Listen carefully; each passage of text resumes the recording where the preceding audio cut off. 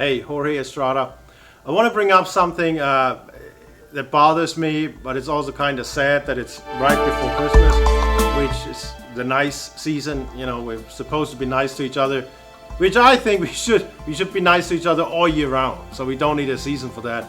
But anyway, so what bothers me is that so many people feed into this division of this country.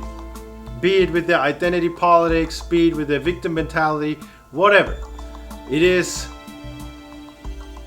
not something where I can see that you elevate yourself, that you get out of if you constantly have this victim mentality. We should absolutely put ourselves on a higher standard.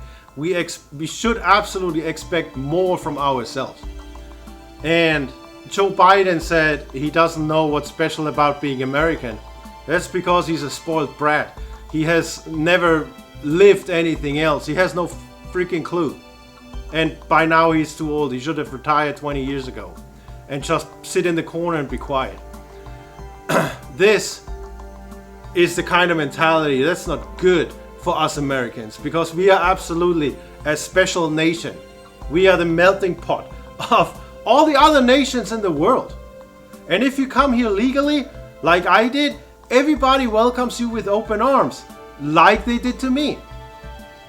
And the fact that people that have accomplished so much in their life, well, again, not Biden, he had help getting there where he was, but like I guess they all do. What I'm trying to say is that once you reach that level of accomplishment, you should be a role model, and you shouldn't be the victim anymore. You should encourage others, elevate others, and saying, if I can do it, so can you. And a very prominent example of them is Barack Obama. Why does this guy not have a presidential library? He would be the president to have one, right? He doesn't have one. Okay, I guess it was his decision.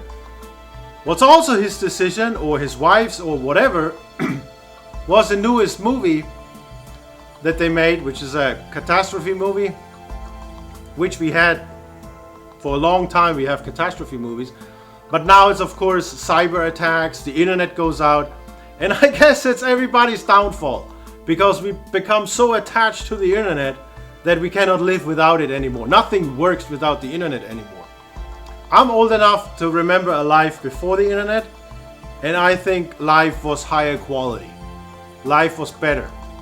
Was it more complicated? Yeah, maybe. I mean, just had to do more footwork. But I think it was better. And that would be a long conversation as to why. But if you want to know why, reach out. I'll tell you why I think life before the internet was better. Anyway, long story short, he makes this movie. And there's one scene in there, and I'm gonna put a link down in the description.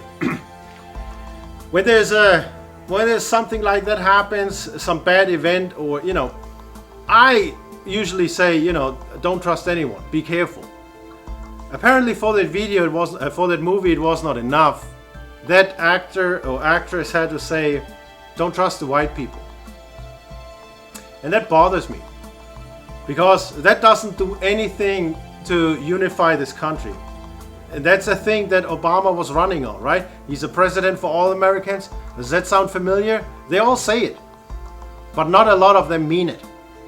So just imagine for a second that you have a white movie maker and having the same movie, same scene, and then they say, don't trust the black people.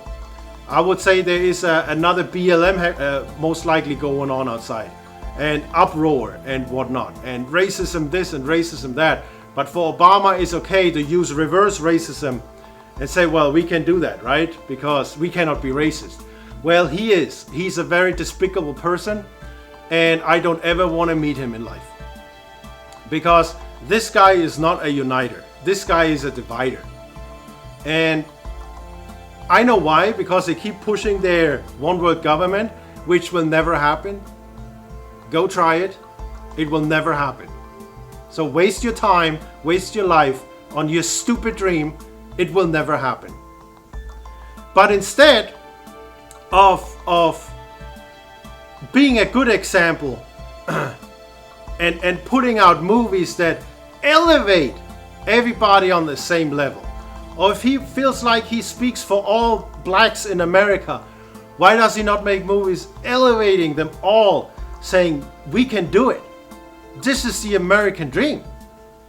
I mean, right? Being president of the United States, it's only a handful of people that can say they have been president of the United States. But again, he's still the victim, and he's putting that out with his reverse racism, again, dividing the nation. Because God forbid it would be the other way around. Can't have that. So I hate the double standard. This I really cannot stand. And I feel like I wanted to bring this out to you so you know how I think. Because I don't care about what you look like, where you came from. I see all of us as Americans. And we have to act appropriately, accordingly. And be American and make American choices. And be united. And be proud of this country. And fly the American flag out there. That's what we need to do. And this is how I approach all the problems that we're having. Should I be elected into office here? I don't care what it is, why it is. If there's an issue, then we need to find a solution.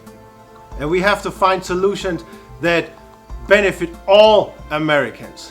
And not just a special interest group or a special donor group or a special demographic. We are all Americans. All the laws affect us all the same. All the rules affect us all the same. All the regulations affect us all the same. And this is how it should be, in my opinion. If you agree with me, I would ask for your vote. If you disagree with me, then go vote for somebody else. And maybe maybe they think the same, or maybe you have something worse. I don't know. But you have to make sure to get as much information as possible from the candidates, and then make a decision based on that. Go out. We cannot, and I'm saying this because we cannot be quiet anymore. I'm just a regular guy like everybody else. I wasn't born rich. I wasn't born into a blue collar family, or blue blood, or whatever you want to call it, royalty or whatever. No, I think we have reached a point in time where regular people need to stand up and tell the establishment until here and not further. Because I'm sick and tired of this government corruption. I'm sick and tired of this division and hate fueled by the government. Because that's what they want. At the end of the day, that's what they want. They want us to hate each other, fight each other, and they are up there taking over with the idea of this one world government, with their totalitarian government. And while they eat their ribeye steak up there, we're gonna eat the cricket shit down here. Excuse my language. And that will never happen. Say it with me. That will never happen. It's far too important. We cannot give this country up. And this is why I'm running for state representative here in Texas, House District 55. To protect the people, protect the state. And if you have to protect them from the federal government, then so be it. That's what we're gonna do. That I wanted to say real quick. I will have a nicer message for Christmas, but for now it's important. So take it for what it is. I appreciate you watching it. Be safe, and I'll see you next time. Don't forget, December 20th, Bell County Courthouse, the drawing of the ballot. If you want to meet me, I'll be out there. Just say hi and ask your questions, ask your concerns. What's going on? Let's talk. Okay? See you out there. Thank you.